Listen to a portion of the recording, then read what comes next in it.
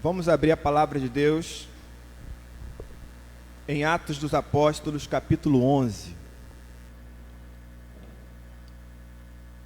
Atos dos Apóstolos, capítulo 11.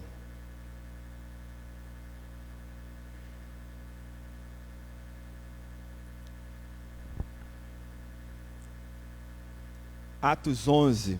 Os irmãos perceberam que hoje nós não estamos com o projetor de multimídia ligado, o Tachou está desligado, tivemos problemas técnicos aí e não acionamos. Então, abra a sua Bíblia, você que está em casa também pode abrir a sua Bíblia.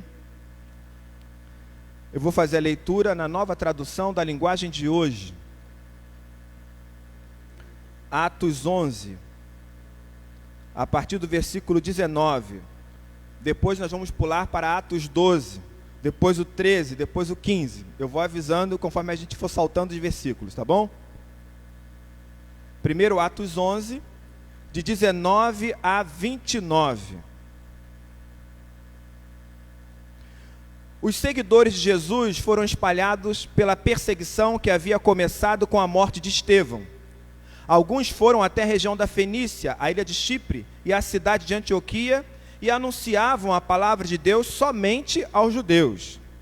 Mas outros que eram de Chipre e da cidade de Cirene foram até Antioquia e falaram também aos não-judeus, anunciando a eles a boa notícia a respeito do Senhor Jesus. O poder do Senhor estava com eles, e muitas pessoas creram e se converteram ao Senhor. Essas notícias chegaram à igreja de Jerusalém, que resolveu mandar Barnabé para Antioquia.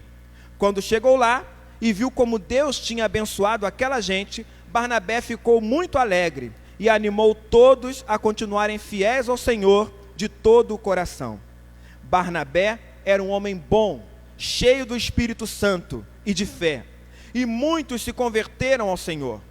Depois Barnabé foi até a cidade de Tarso a fim de buscar Saulo.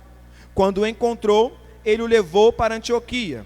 Eles se reuniram durante um ano com a gente daquela igreja e ensinaram muitas pessoas.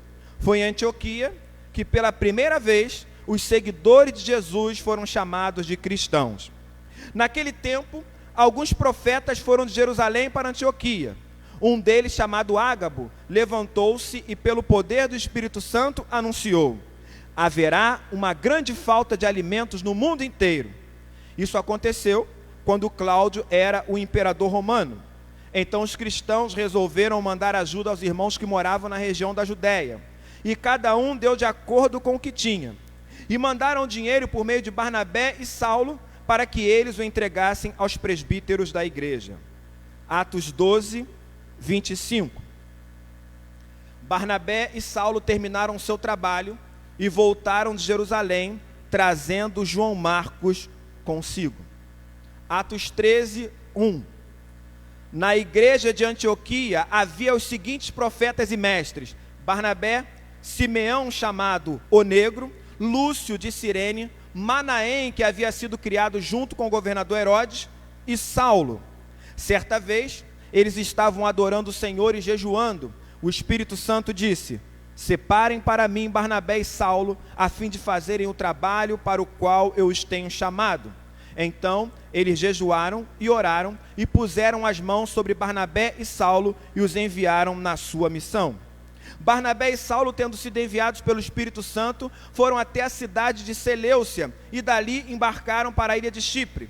Quando chegaram à cidade de Salamina, começaram a anunciar a palavra de Deus nas sinagogas, e eles tinham João Marcos para ajudá-los no trabalho missionário. Versículo 13.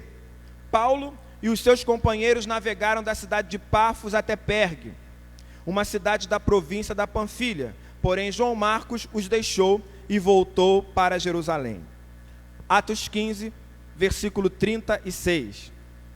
Algum tempo depois, Paulo disse a Barnabé: vamos voltar e visitar os irmãos em todas as cidades onde já anunciamos a palavra do Senhor. Vamos ver se eles estão bem. Versículo 37.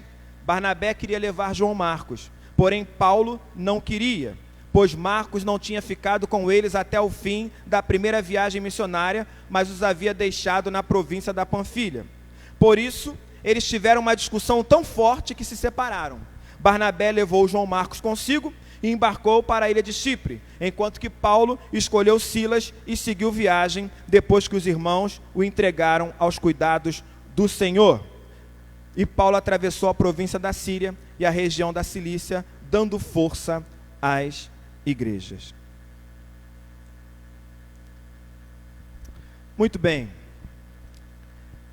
Uma longa caminhada na mesma direção. Uma jornada de fé e ajustamento, na qual não só compartilharemos os lucros, mas também nos identificaremos com os prejuízos. Dividiremos a dor, a fim de multiplicarmos a alegria. Eu tenho falado sobre isso aqui insistentemente com você. Eu tenho dito a você que não é fácil entrar pela porta estreita e trilhar o caminho apertado sozinho. A vida, ela possui um lado pedagógico, mas somente quando ela for vivida e compartilhada lado a lado. E Jesus sabia disso. Por isso, ele insistiu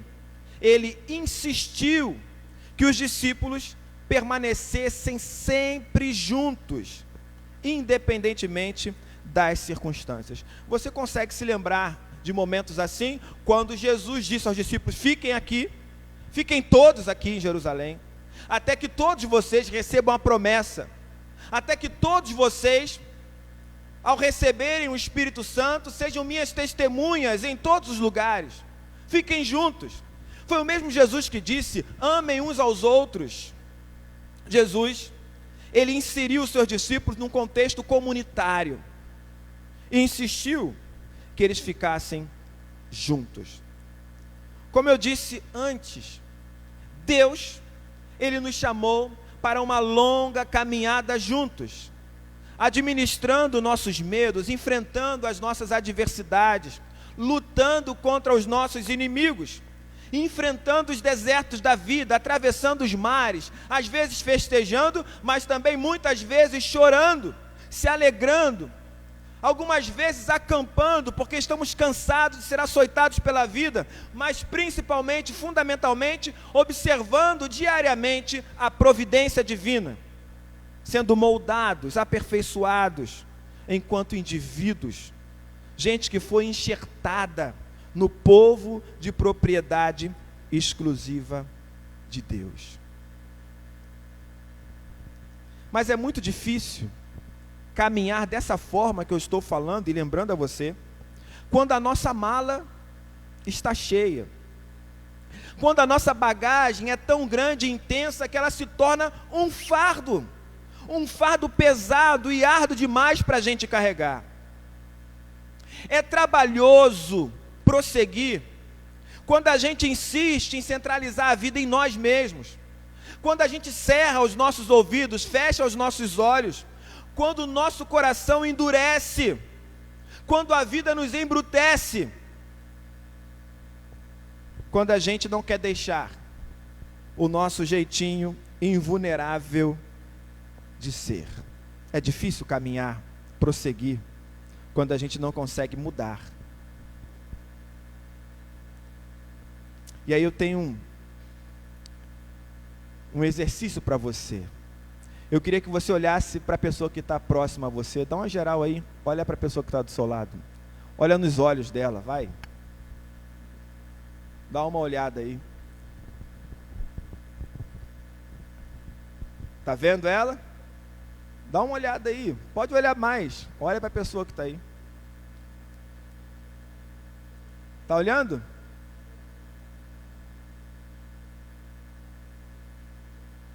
Agora, admita, você precisa dessa pessoa. Admita isso. Não é para dizer, é para admitir só, tá, gente? Admita, você precisa dessa pessoa. Admita, ela não é tão perfeita quanto você. Ou melhor, ela é tão imperfeita quanto você. e está tão saturada de tudo quanto qualquer outra pessoa. Eu acho que dificilmente eu vou encontrar alguém aqui hoje que vai dizer assim: pastor, eu não estou cheio dessa vida, eu não estou cheio desse mundo, eu não estou cheio das pessoas, eu não estou cheio da injustiça, da desigualdade. Será que alguém diria que não está cheio, que não está saturado, que não está farto de tudo isso? Ela está tão saturada de tudo quanto qualquer outra pessoa. Mas se você caminhar com ela lado a lado, você se lembrará da sua identidade em Cristo, do novo nome que você recebeu. Essa pessoa que você viu, ela vai te ajudar a enxergar a missão com mais clareza. Ela vai ajudar você a sair dos atalhos e centralizar a sua vida no Evangelho. Você acredita nisso? Mas ela é imperfeita, tão imperfeita quanto você. Então não seja radical, não seja excessivamente exigente, não se considere acima ou melhor do que essa pessoa que está ao seu lado. Simplesmente admita que ela é o seu espelho. Ela está na mesma estrada, precisa das mesmas orações, suporta aflições similares às suas, e também possui expectativas muito parecidas com as suas. Admita que, como você, às vezes essa pessoa fica um pouco fora da realidade. Não é só ela não. Como você, ela também sai da realidade. Às vezes ela não é tão fiel quanto deveria, e promete coisas que não consegue cumprir. Essa pessoa que você viu, ela está debaixo da mesma graça e é objeto da mesma misericórdia que Deus dispensa a você todos os dias. Essa pessoa que você viu, que você olhou nos olhos, ela é simplesmente humana. Um ser humano alcançado pelo Evangelho, que vive a cada dia o drama do esvaziamento de si mesmo e do desenvolvimento do fruto do Espírito em sua vida cotidiana. Ainda que você olhe para a pessoa que está próxima a você e você enxergue todas essas imperfeições, eu continuo dizendo que ainda assim, é melhor haver dois do que um, porque duas pessoas trabalhando juntas podem ganhar muito mais. Se uma delas cai, a outra ajuda a se levantar, mas se alguém está sozinho e cai, fica em má situação, porque não tem ninguém que o ajude a se levantar. Se faz frio, dois podem dormir juntos e se esquentar, mas um sozinho, como é que vai se esquentar? Dois homens podem resistir a um ataque que derrotaria um deles se estivesse sozinho. Uma corda de 3 cordões é difícil de arrebentar. Percebe? Eclesiastes, capítulo 4, versículo 9 a 12. Independentemente da imperfeição da pessoa que está ao seu lado, ainda é melhor serem duas do que uma. Você entende isso? Quando a gente perde a capacidade de andar ao lado de gente manca, significa que já flertamos com o egoísmo, já deitamos com o perfeccionismo vazio e casamos com um complexo de Deus, como se fosse possível morar acima dos homens e abaixo de Deus, entre os céus e a terra, solitários, alienados, inatingíveis. É possível isso? A caminhada lado a lado, ela nos prepara para a margem feia da estrada, para o lado sombrio da vida, para a noite escura da alma. No mundo real, as coisas nem sempre dão certo. Você sabe disso. Às vezes tudo parece nublado e cinzento, e as pessoas continuarão sendo pessoas. Mas mesmo assim, é preciso que você confie em Deus e atravesse o Jordão. É maravilhoso quando Deus nos permite ter a oportunidade de olhar para dentro de nós, reconhecer nossos erros e consertar as coisas. Quando ainda temos a oportunidade de assumir a nossa nova identidade, ainda que tenhamos como Paulo andar se esmurrando, porque o bem que ele quer fazer ele não faz, mas o mal que ele não quer, ele faz.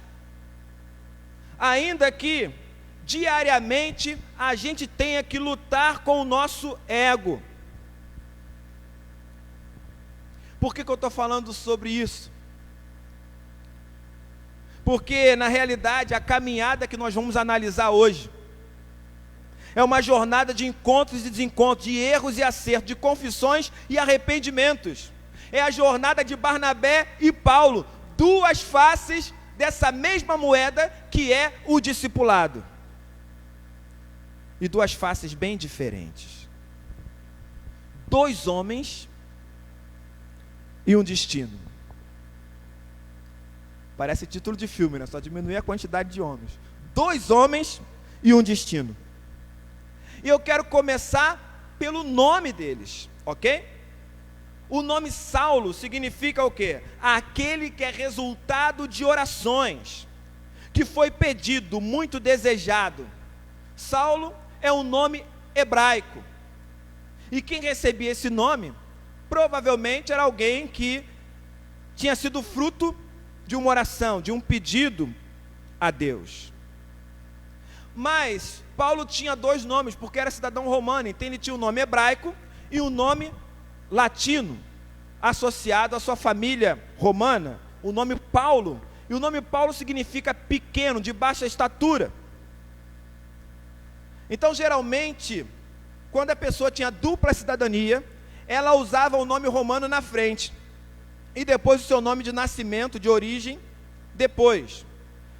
Então seria como Paulo Saulo. Paulo Saulo. Barnabé, em contrapartida, significa filho do profeta, filho da exortação, filho da consolação. É claro que a gente sabe muita coisa sobre Paulo, não é verdade? Se eu chegasse aqui e falasse o apóstolo Paulo, você saberia me dizer pelo menos alguma coisa dele, não é isso? O que a gente pode falar sobre Paulo aí? E aí? Quem foi Paulo? Quem foi Paulo? Missionário? Sim. Quem foi Paulo? Maior perseguidor. Isso aqui foi lá e pá, tá, bateu. Maior perseguidor da igreja. Quem foi Paulo? Apóstolo?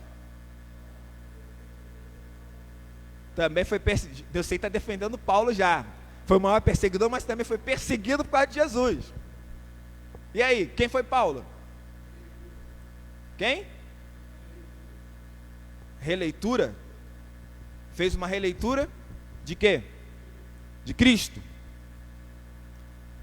Agora, quem foi Barnabé? Companheiro de Paulo, olha aí. Barnabé foi companheiro de Paulo. Percebe o que eu estou querendo dizer? Vamos falar sobre Paulo? Paulo foi o maior escritor do Novo Testamento. Sem dúvida. O Novo Testamento, mais da metade do Novo Testamento foi escrito por Paulo. O maior escritor do Novo Testamento. Paulo fundou várias igrejas. É considerado como o apóstolo entre os gentios. Embora outros também tivessem feito esse trabalho, mas Paulo é chamado de o apóstolo entre os gentios. Certo? Basicamente toda a fundamentação teológica da igreja cristã tem a sua origem nos escritos de Paulo. Então nós temos sobre Paulo inúmeras obras ao longo do tempo.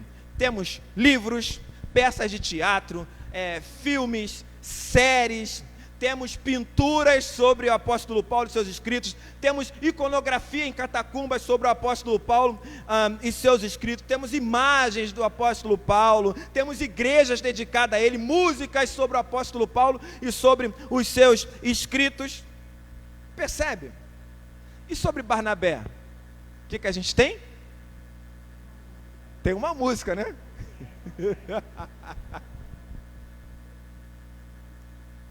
Ai, ai, ai. Eu começo a lembrar que um tempo atrás eu preguei falando sobre Paulo e Barnabé, e após a pregação eu fui cercado por um grupo de pastores que falaram que eu estava denegrindo a imagem do apóstolo Paulo.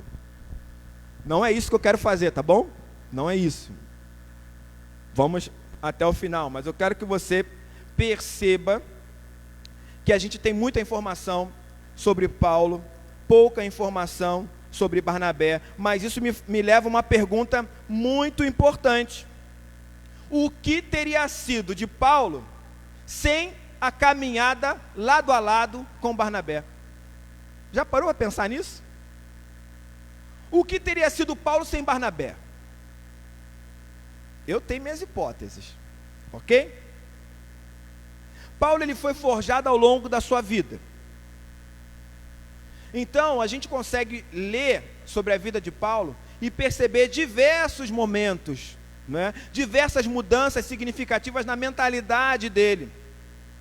Agora, Barnabé, ele desaparece da história assim, bem abruptamente. Mas o legado de Barnabé na vida de Paulo, ele fica, ele permanece. Dá para a gente perceber isso. Veja como a própria Bíblia apresenta Paulo e Barnabé, para você entender o que eu estou falando. Veja como é que Paulo e Barnabé surgem na história bíblica. Olha lá, Atos 7, eu vou ler vários textos agora, tá? Atos 7:58, diz assim: depois o jogaram para fora da cidade e o apedrejaram. Está falando de Estevão. E as testemunhas deixaram um moço chamado Saulo tomando conta das suas capas. Então a primeira aparição de Paulo na Bíblia, ele está presenciando o apedrejamento de Estevão. E ele está com as capas de Estevão com ele. Atos 8:1 diz: e Saulo aprovou a morte de Estevão.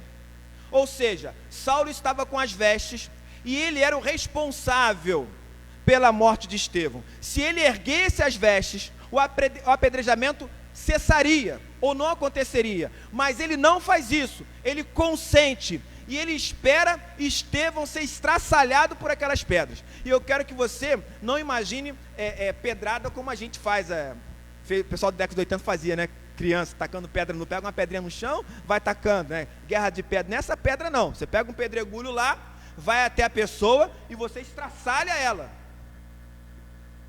Você vai esfarelar os ossos dela com a pedra. Era assim que funcionava. Paulo está vendo tudo isso e ele consente, ele tem o poder e a autoridade de cessar, mas ele não faz. É o que diz Atos 8, versículo 1. E aí diz: naquele mesmo dia, a igreja de Jerusalém começou a sofrer uma grande perseguição e todos os cristãos, menos os apóstolos, foram espalhados para as regiões da Judéia e de Samaria. Alguns homens religiosos sepultaram Estevão e choraram muito por causa da sua morte. Porém, Saulo se esforçava para acabar com a igreja. Ouviu?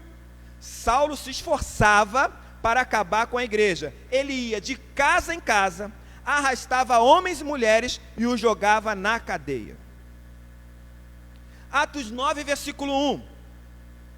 Enquanto isso, Saulo não parava de ameaçar de morte os seguidores do Senhor Jesus. Ou seja, enquanto isso é o seguinte: o evangelho ia sendo pregado na Judéia e em Samaria, e enquanto isso, Paulo continuava ameaçando de morte os discípulos.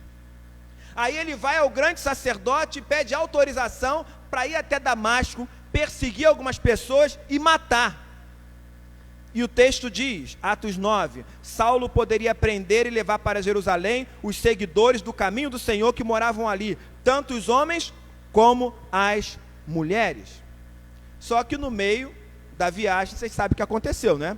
Jesus encontra Paulo, ele cai na estrada, ele se converte, certo? Depois o Espírito Santo manda Ananias procurar ele. Ananias fica meio cabreiro, se vai, se não vai, com medo, porque sabe que é aquele Paulo e o que ele tinha ido fazer lá em Damasco, mas ainda assim ele vai lá, prega para Paulo, batiza Paulo e vai embora. Então, Atos 9, versículo 24 diz: Saulo ficou alguns dias com os seguidores de Jesus em Damasco. Depois de tudo isso, muitos dias depois, versículo 23, os judeus de Damasco se reuniram e resolveram matá-lo. Ou seja, ele se converteu, ficou em Damasco, pregando o evangelho, discutindo com os judeus, e aí os judeus queriam matar ele. Mas Saulo ficou sabendo do plano deles. Eles vigiavam os portões da cidade dia e noite para o matar. Mas certa noite, os seguidores de Saulo o puseram dentro de um cesto e os desceram por uma abertura que havia na muralha da cidade. Ou seja, Saulo se converteu e ele começou a querer pregar e fazer a obra, né, insistentemente, com o mesmo ímpeto que ele tinha de perseguição, ele tem agora de pregar o evangelho, de converter gente. E aí o pessoal quer matar ele e ele acaba sendo escondido para poder sair da cidade e não ser morto, ok? Aí ele vai para onde? Para Jerusalém. Atos 9, 26. Saulo foi para Jerusalém e tentou juntar-se aos seguidores de Jesus. Tentou, né?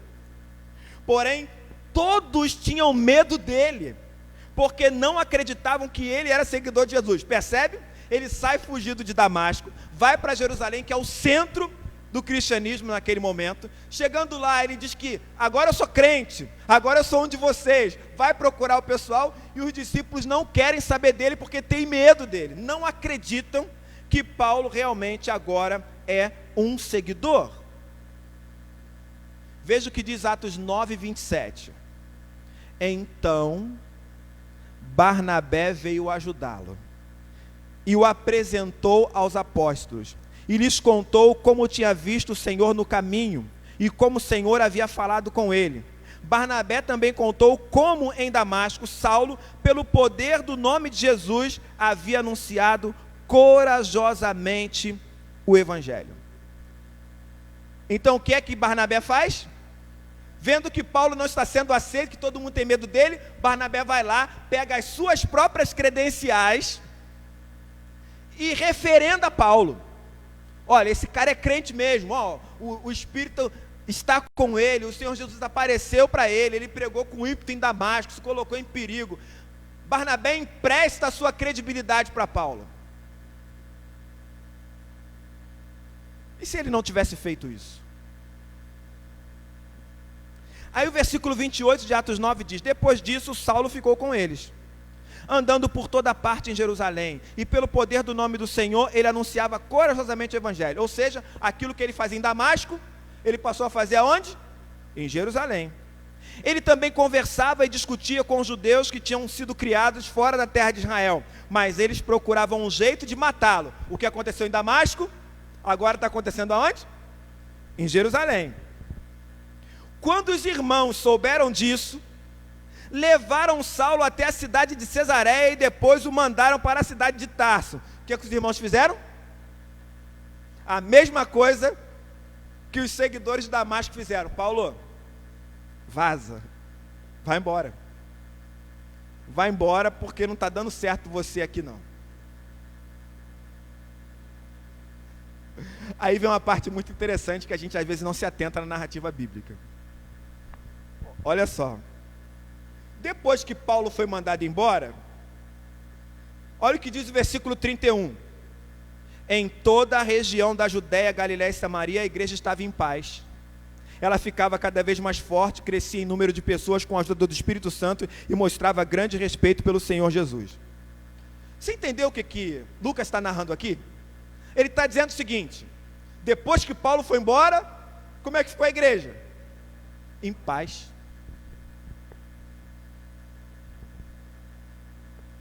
Em paz. Ou seja, Paulo, esse primeiro Paulo aqui, era uma ameaça quando não era seguidor de Jesus, e se tornou também uma grande ameaça após tornar-se um seguidor de Jesus. Ele pegou toda a credibilidade que Barnabé deu a ele e jogou fora. Por quê? Porque a igreja diz para ele: Paulo, sem condições, vai para a tua cidade, vai para casa, não dá para você ficar aqui, não dá. E aí a igreja ficou cada vez mais forte, cresceu em número de pessoas, o Espírito Santo continuou ajudando, e Paulo está em Tarso. Percebe? Aí Atos 4 nos dá outra informação. Atos 4, de 36 a 37, começa a falar sobre Barnabé. Estou retrocedendo agora. É a primeira aparição de Barnabé. Eu te mostrei como foi a primeira aparição de Paulo, certo? Agora eu vou te mostrar a primeira aparição de Barnabé na Bíblia. A primeira é a seguinte, ó. Foi assim que José vendeu um terreno dele e entregou o dinheiro aos apóstolos. José era levita e havia nascido na ilha de Chipre. Os apóstolos o chamavam de Barnabé, que quer dizer aquele que dá ânimo. Viu aí? O primeiro aparece respirando ameaça, querendo matar todo mundo, fazer acontecer. O outro aparece dando ânimo. Dando ânimo. Atos 11, 19 diz assim: os seguidores de Jesus foram espalhados pela perseguição. Qual perseguição? Aquela perseguição lá iniciada após a morte de Estevão. Alguns foram até a região da Fenícia, a ilha de Chipre e a cidade de Antioquia, e anunciavam a palavra de Deus somente aos judeus. Então, veja bem, quando Paulo inicia a perseguição após a morte de Estevão, os cristãos se espalham. Alguns deles pregam somente para judeus, essa é a mentalidade deles, só para judeus. Versículo 20 de capítulo 11, mas outros que eram de Chipre. Quem era de Chipre, gente? Mas outros que eram de Chipre e da cidade de Cirene foram até Antioquia e falaram também aos não-judeus, anunciando a ele a boa notícia a respeito do Senhor Jesus. O poder do Senhor estava com eles, e muitas pessoas creram e se converteram. Ora, se um é apresentado como um problema para a igreja, o outro é apresentado como uma grande bênção. Versículo 22 de Atos 11, essas notícias chegaram à igreja de Jerusalém, que resolveu mandar Barnabé para Antioquia. Quando chegou lá e viu como Deus tinha abençoado aquela gente, Barnabé ficou muito alegre e animou todos a continuarem fiéis ao Senhor de todo o coração. Versículo 24 de Atos 11, olha que maravilha. Barnabé era um homem bom, cheio do Espírito Santo e de fé. E muitos se converteram ao Senhor. Versículo 25, olha que coisa maravilhosa no versículo 25. Depois, Barnabé foi até a cidade de Tarso a fim de fazer o quê? Buscar Paulo. Viu aí? Preste atenção. O cara consentiu no apedrejamento de Estevão. Pediu autorização para perseguir e matar homens e mulheres que seguiam Jesus em Damasco. No meio da estrada, ele encontra com Jesus. Ninguém quer ir até Paulo. Deus manda Ananias, que também não quer ir, mas vai. Ananias prega para ele, batiza. Paulo se junta aos seguidores de Jesus em Damasco, mas cria tanto problema que ele é obrigado a fugir escondido, num cesto.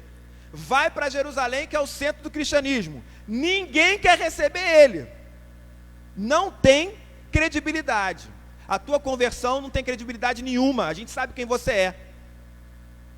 E aí Barnabé do nada surge e defende Paulo e dá o aval dele na conversão de Paulo e testemunha por Paulo. A igreja aceita isso. Paulo vai criar tanto problema de novo que a igreja fala assim: Paulo, vai para casa, vai para a tua cidade, porque aqui não está dando certo.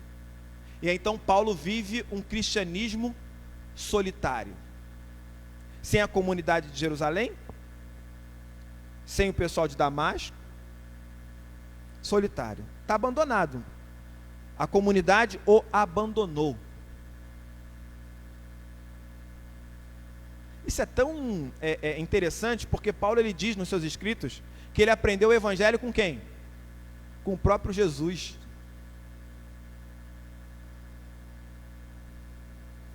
Aí, Barnabé vai até lá, aquele Barnabé que foi lá, assinou embaixo e se deu mal, ele vai até lá buscar Paulo.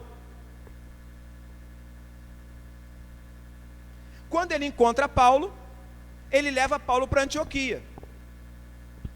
E aí diz o texto, Atos 11, 26, que eles se reuniram durante 1 ano com a gente daquela igreja e ensinaram muitas pessoas. Então ele leva Paulo para trabalhar com ele, para andar com ele, para caminhar lado a lado, entende?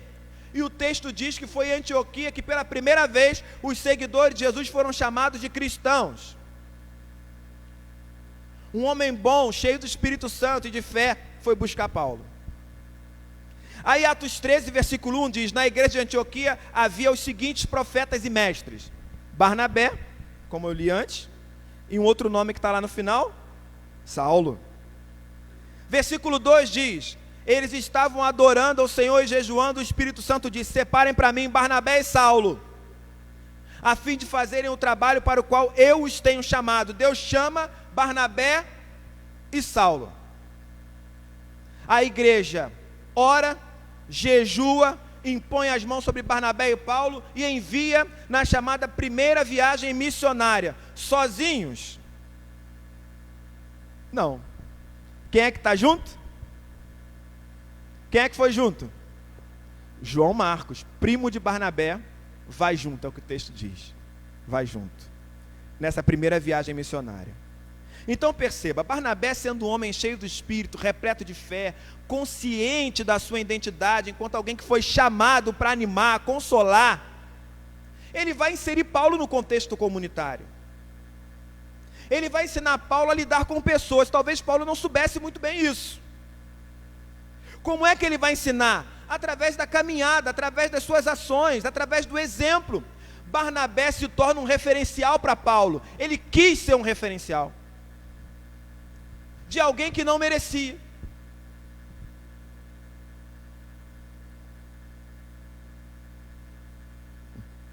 A gente não sabe se Barnabé conhecia Estevão,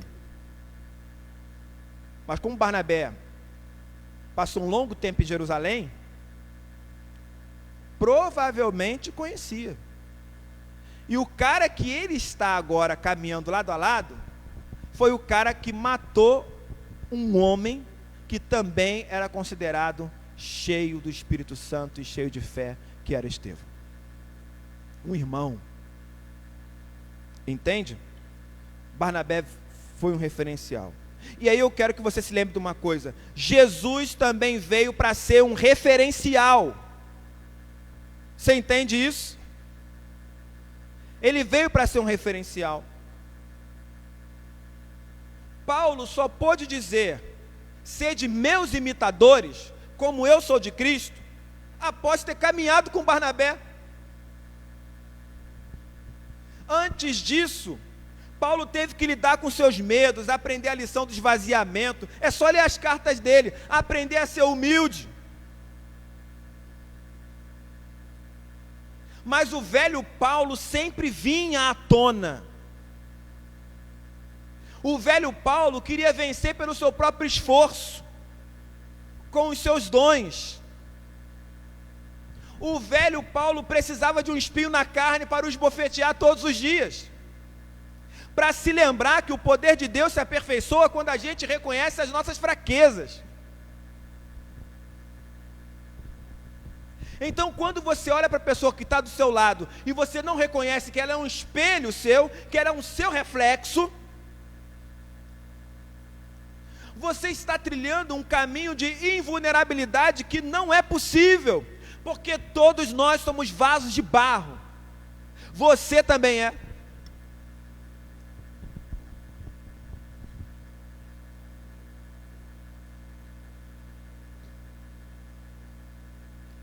E aí Atos 15, 37, diz que Barnabé, porque depois que eles voltaram, passou um tempo, Paulo disse: agora vamos voltar, refazer o caminho e visitar e saber como é que o pessoal está, como é que está tudo, como está as comunidades, o pessoal está se reunindo, vamos fazer isso. Aí Barnabé disse assim: vamos sim, vamos. João Marcos está junto com a gente nessa. E aí Paulo disse, não está. Que isso, Paulo? O menino quer ir com a gente. Ele não vai, Barnabé. Mas Paulo, ele quer trabalhar com a gente, quer caminhar com a gente. Não. Mas por que não, Barnabé? Por que não, Paulo? Ué, você já esqueceu que ele deixou a gente no meio do caminho, na primeira viagem, voltou para Jerusalém, deixou a gente sozinho, já esqueceu tudo que a gente passou sem ele? Ele não vai, porque comigo é assim, errou uma vez, não vai ter oportunidade de errar de novo.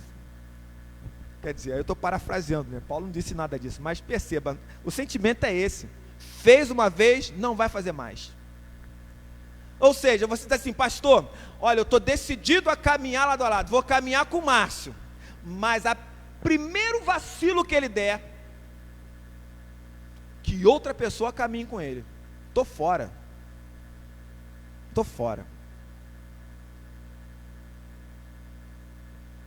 Se a minha esposa fizesse isso comigo, eu não estaria casado. Talvez você possa dizer a mesma coisa, né? Você que é homem. Se o seu marido fizesse isso com você, talvez também você não estivesse mais casada. Se o seu filho fizesse isso com você, porque pai também erra, talvez você não tivesse mais filho nenhum. E se o seu pai fizesse isso com você, você estaria órfão.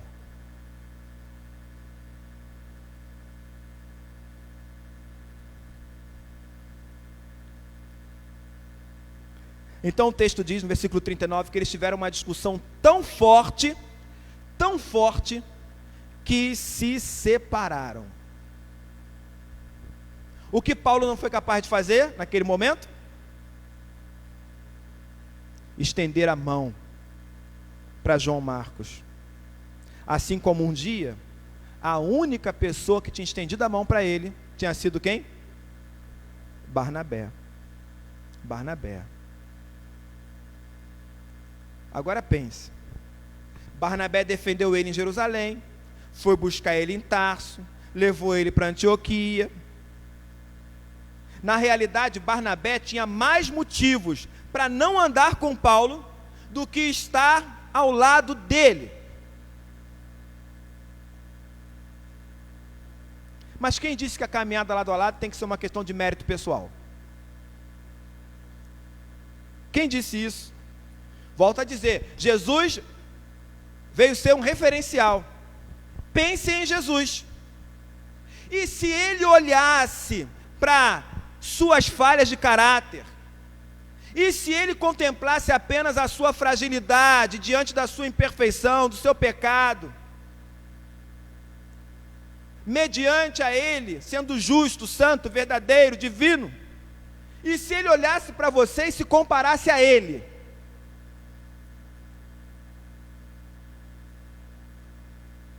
será que, se ele tivesse o seu critério, você estaria aqui hoje? Você estaria assistindo essa transmissão ao vivo? Se Jesus fosse tão exigente quanto você no trato com as pessoas? Olhando para você, será que ele se aproximaria de você? Ele diria, vem comigo, seja meu discípulo?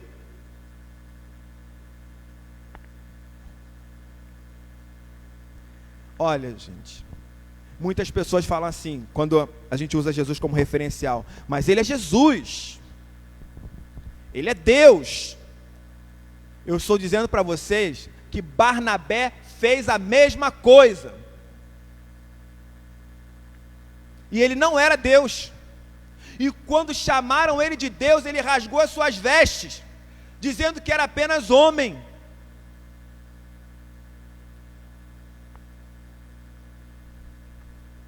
Barnabé não queria ser perfeito, mas estava numa caminhada de aperfeiçoamento. Entende? Para caminhar lado a lado, é preciso ter em nós o mesmo modo de pensar que Jesus tinha. E está lá em Filipenses 2, olha, ele tinha a natureza de Deus, mas não tentou ficar igual a Deus. Olha que coisa maravilhosa. Jesus tinha a natureza de Deus, mas ele não tentou ficar igual a Deus. Nós temos uma natureza humana e queremos ficar igual a Deus. Pelo contrário, ele abriu mão de tudo o que era seu e tomou a natureza de servo, tornando-se assim igual aos seres humanos. E vivendo a vida comum de um ser humano, ele foi humilde e obedeceu a Deus até a morte, morte de cruz. Então eu pergunto, quantas vezes não ouvimos pessoas usando esse texto da divisão entre Paulo e Barnabé para poder justificar a facção, a divisão de uma igreja, para poder minimizar os danos causados por certas posturas que são intransigentes, como a de Paulo foi naquele momento.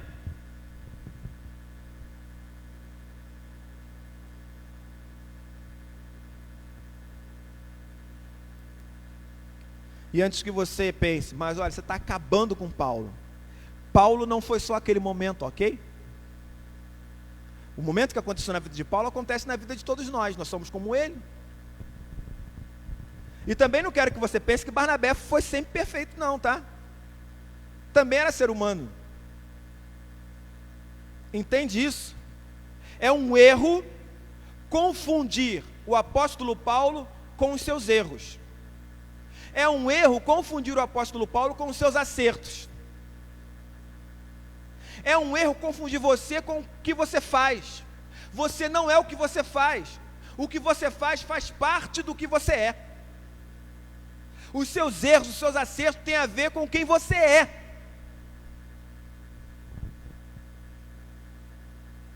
A gente exerce vários papéis nessa vida.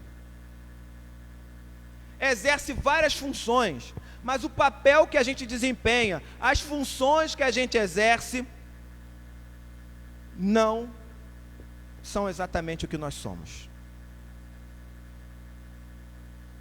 Então Barnabé não era perfeito, e Paulo não foi apenas aquele que se recusou a estender as mãos para João Marcos, porque Paulo continuou caminhando, Paulo sofreu, Paulo cresceu, Paulo aprendeu a dura lição do esvaziamento de si mesmo. Ele escreve sobre isso, ele escreve que vai se desembaraçando do peso enquanto caminha, reconhece a sua fragilidade, fica frente a frente com a graça de Cristo, e ele se torna, ao longo da vida, um homem mais crente, mais paciente.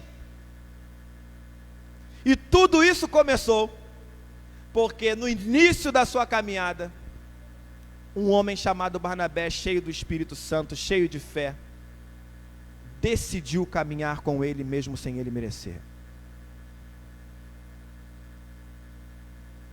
Agora, olha o novo Paulo aqui, preste atenção. Colossenses 4, versículo 10, veja o que Paulo diz.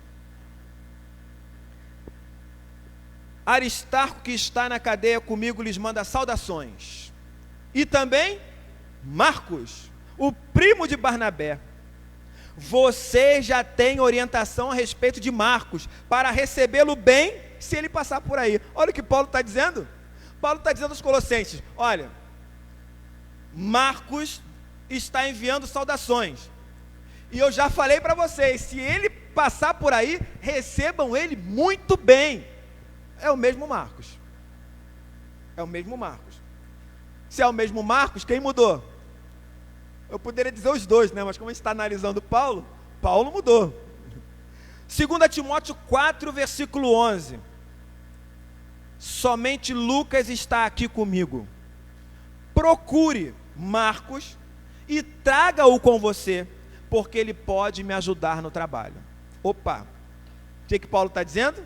Procura e traz, porque ele é útil para mim, ele pode me ajudar no trabalho.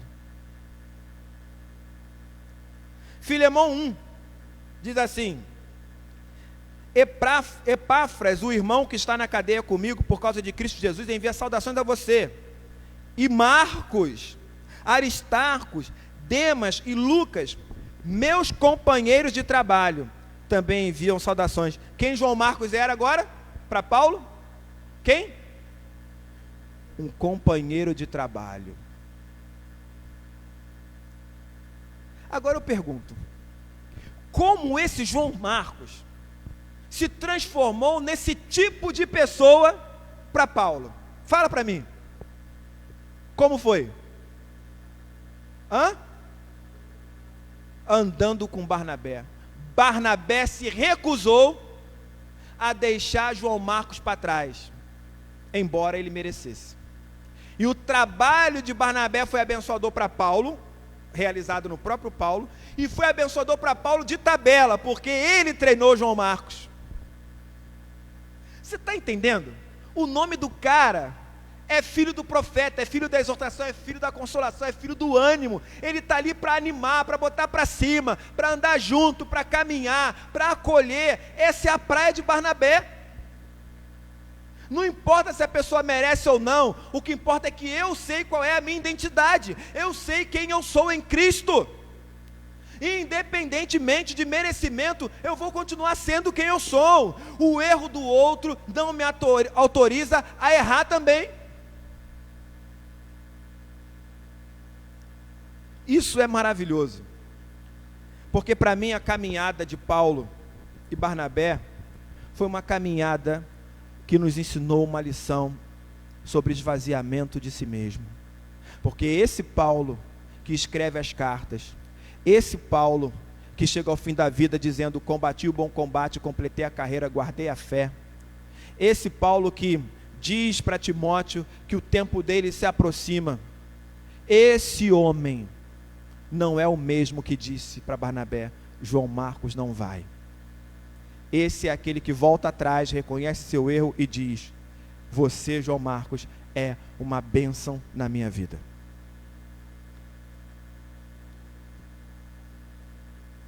A gente não encontra nenhum texto de Paulo dizendo assim: eu errei em não ter levado João Marcos. Não tem. Mas olha, sinceramente, irmãos, eu acredito que Paulo fez isso há um bom tempo, enquanto caminhava.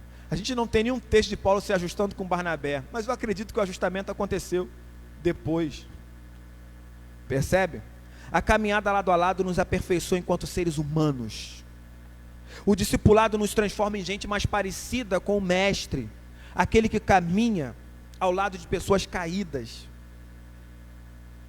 que nos ensinou que devemos amar, servir, curar e suportar o peso da nossa própria cruz. Foi isso que Jesus fez enquanto caminhava.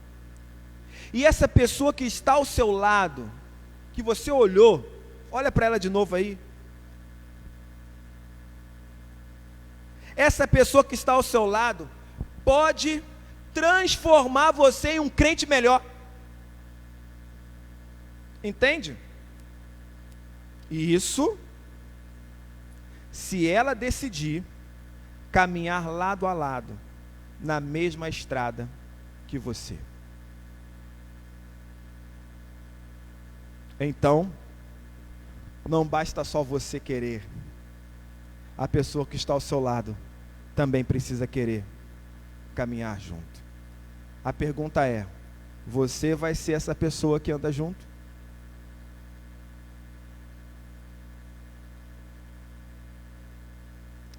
Vamos orar? Feche seus olhos.